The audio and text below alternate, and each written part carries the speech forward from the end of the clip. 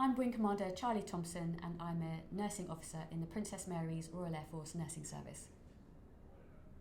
My name is Mark Ormrod and I'm a former Royal Marines Commando. How do we know each other? I'm not going to lie, the circumstances could have been better, but it was over 15 years ago now, isn't it? Mm-hmm. It was back on Christmas Eve 2007. I was 3 months into a 6-month tour of duty of Afghanistan, and on Christmas Eve that year I stood on and detonated an improvised explosive device. Now, I think you met me before I met you because I was unconscious when we met, but the first time we made contact was on the back of a Chinook helicopter leaving a place called Forward Operating Base Robinson in Helmand Province, Afghanistan. So on Christmas Eve 2007, we were alerted to what we call a 9-liner, which is basically 9 lines of information about an incident, or in this case, a casualty, that we were activated for. My role was part of the medical emergency response teams, which comprises of a doctor, a nurse, a paramedic, and at the time a medic. We were activated to go to an incident that happened near Fob Robinson, but at this time we didn't actually know what the incident was. The information that we were given was, go, go, go, we have got a casualty, we'll give you more information when you get on board the helicopter. So the role of MERT, the Medical Emergency Response Team, is to evacuate casualties from the battlefield and retrieve them back to the hospital at Camp Bastion in Afghanistan. On this day, as I said, we had a 9-liner, which is the 9 lines of information regarding an incident that had happened. When we went onto the helicopter, we checked all of our medical kit, and then we lifted from Camp Bastion, and then we travelled en route to Fob Robinson. During this information, we were told that there were actually 2 casualties. One was very serious and one had shrapnel wounds to his arm. That was all the information that we received until we landed on the battlefield near Fob Robinson. Before we knew it, a stretcher was brought onto the back of the helicopter, which is a Chinook aircraft, and I have to say I certainly was not expecting to see a patient in such a dreadful condition as Mark was when we picked him up. The injuries that we initially saw, we had never experienced before in Afghanistan. We had seen plenty of gunshot wounds, and we had seen single amputations, whether that be amputation of the leg or the arm. But on this occasion, Mark had sustained such significant injuries that both of his legs and his right arm had been blown off in the explosion. He also had a very significant cut to the palm of his left hand as well. Mark was unconscious when he first came on, and our first initial reaction was he must be dead, because I've never seen injuries like this before, and we hadn't trained to see injuries like that before because it was almost far from a human imagination to see injuries such as these. When we started doing Mark's vital signs, we realised that he had a heartbeat. He was unconscious, he was very, very pale, and he clearly lost a significant amount of blood, which is obviously why he was unconscious. Our initial actions were to check the tourniquets that the ground medics had very, very well. They had put the tourniquets on extremely well, but we had to make sure that they were on tight enough. And because of the high amputation, we had to put a second tourniquet on both of Mark's legs. After this point, after we stopped the bleeding, we then had to make sure that Mark's airway was clear and that he was getting some sort of oxygen so that he was breathing to maintain oxygen flow to his vital organs such as his brain.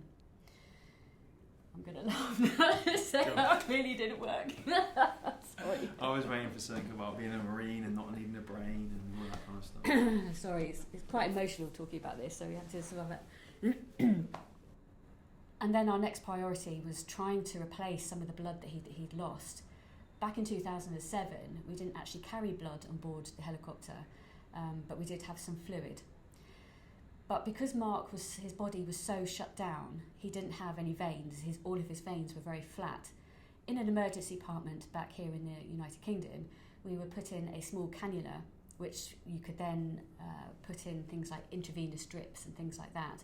But in this case, we couldn't do that because Mark had no actual circulation, so his veins were completely flat.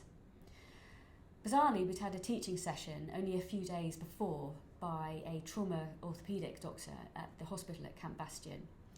And he said that the other route that we could use is intraosseous. We'd been trained to use intraosseous devices before, but the normal parameters for using an intraosseous device is actually in someone's leg. Now, because obviously Mark didn't have his legs because they were blown off in the incident, this wasn't an option. But this consultant said, actually, we need to start thinking about other areas that we can use intraosseous because it works extremely well.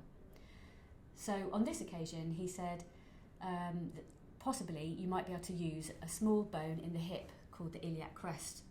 It's a very, very narrow bone, but in instances like this, it may be a possibility. So the paramedic, Sergeant Keith Mills, and I looked at each other and we thought the only way that we are going to be able to get this life-saving fluid into Mark is by putting a small interosseous needle, which is probably about that long, into Mark's hip bone to be able to give this life-saving fluid. The first attempt, we couldn't do it.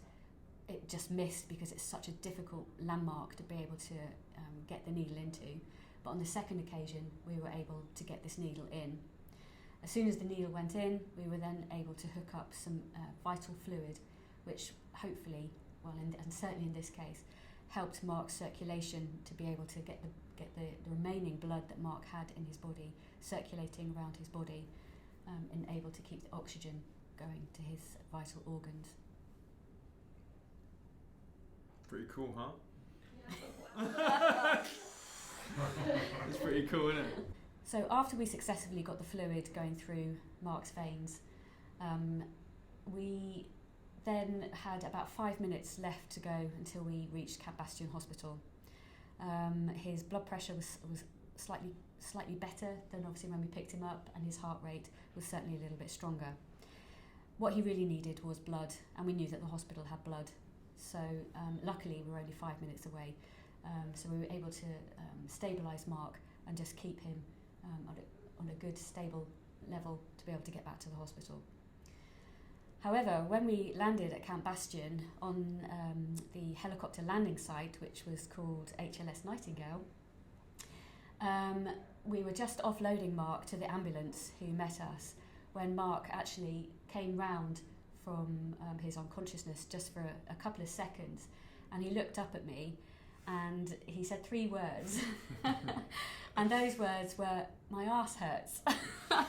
Now at the time, obviously, you know, it was just the joy that went through me when I heard those 3 words. Those 3 words to me were, he's going to be okay, you know, we've done a good job here. I think actually, even though he's got such horrendous injuries, he's going to be okay.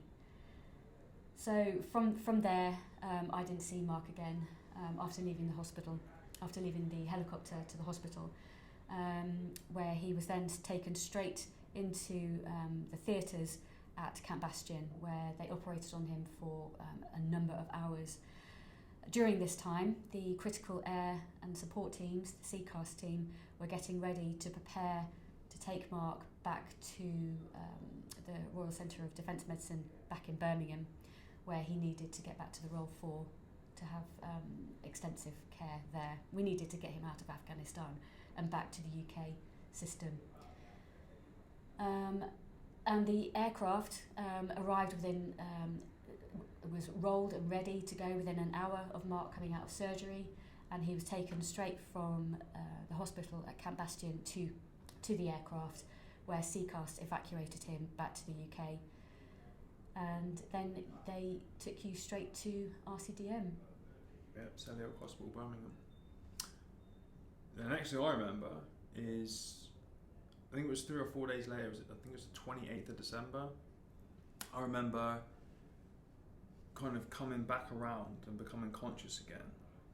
I wasn't panicked or freaked out or worried about anything. I remember being completely exhausted, and I could hear people around me. I could see like the blurry lights in the ceiling above me, and I could hear people. So I tried to open my eyes, and I remember just trying to channel every bit of energy that I had to my eyes to open my eyelids, and I couldn't do it. It was like someone had put lead weights on the ends of them. But I could hear familiar voices around me, and I could hear my girlfriend at the time, Becky, now wife, and I could hear doctors, and I think maybe because of the drugs that I was on, everything was echoing, and I had a feeding tube in and a mask on, and I was, lots of wires and things in me, so it was hard to move, and I started choking on the tube, so they took the mask off, took the tube out, and I could hardly even speak. I was so weak. I've never experienced that level of exhaustion in my entire life except for then. But, I kind of knew that I was safe because of the people I could hear, and just I got the vibe that I was in a safe environment. So once they pulled the feeding tube out and they took the respirator off me, although I couldn't see anybody, I could hear a lot of familiar voices around me, and I could hear the voice of my girlfriend, Becky. And I'm not 100% sure why I did it or why I thought this was the best thing to do in the moment, but she was there, and I felt safe, and I knew I was okay where I was, even though I wasn't 100% sure where that was.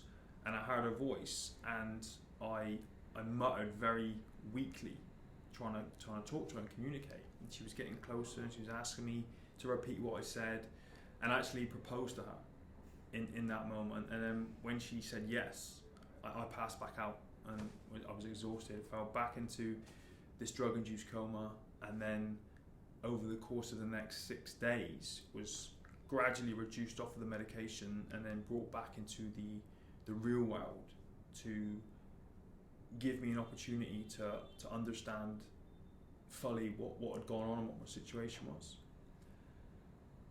That was a wild week. Lots of drugs, lots of pain relief, lots of hallucinations. I met Will Smith. He came to visit me a couple of times while I was there. I had somebody driving a forklift truck around my room with ammunition crates on it, loading them and unloading them onto a bed.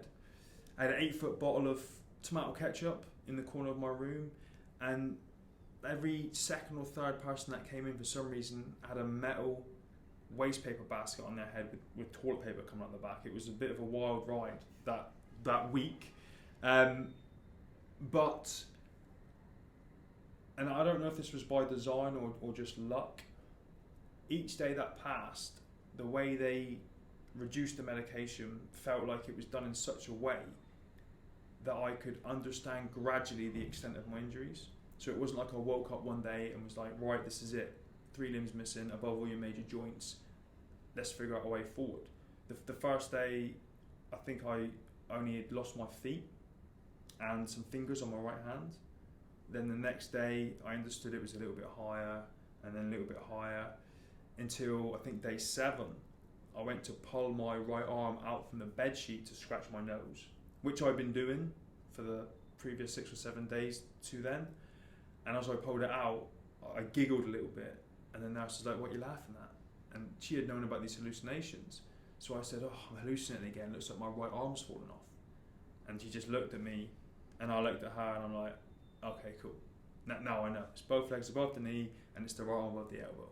So by day 7, I understood the extent of my injuries, and the way it was done over that week was in a way that enabled me to understand it bit by bit, rather than just wake up and be in complete shock about the extent of my injuries. I think when I went out to Afghanistan and when Mark had his injury, that was my first experience, my first time on operational Op Herrick. And this was the most significant injury that I'd seen. So, and the whole hospital were so alarmed by his injuries, that there was this buzz across the hospital about, you know, how busy people were and how concerned they were, you know, for Mark. So it was, you know, I did go and find out who Mark was, what his name was, purely because I wanted to see how he got on when he arrived back in the UK. And I remember it being Christmas Day, and you know, everybody was very flat. The whole hospital, you know, everyone was just so concerned. Everyone, you know, the morale. Bear in mind, it was Christmas Day. Was just so shocked from the incident from Christmas Eve. That when we got the call from Birmingham saying that Mark was doing really well and he's out of theatre again now, and that he was home with his family, you know, there was a... It's alright. It's making me feel bad now. Ruined everyone's Christmas. Everybody was just really, really happy.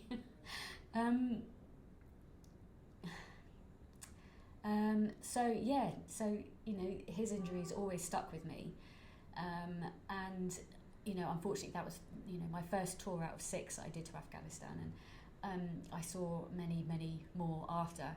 But the lessons I learned from Mark and his experience, you know, will stay with me forever, I think. And it was only until a couple of years later when I was still processing everything, you know, because it was such a traumatic time, that I thought, you know, it'd be really good to be able to share my experience with other people. So I decided to do a presentation to the rest of my nurses, you know, to the rest of the Princess Mary's Royal Air Force Nursing Service, and I decided to do a case presentation on Mark's injuries.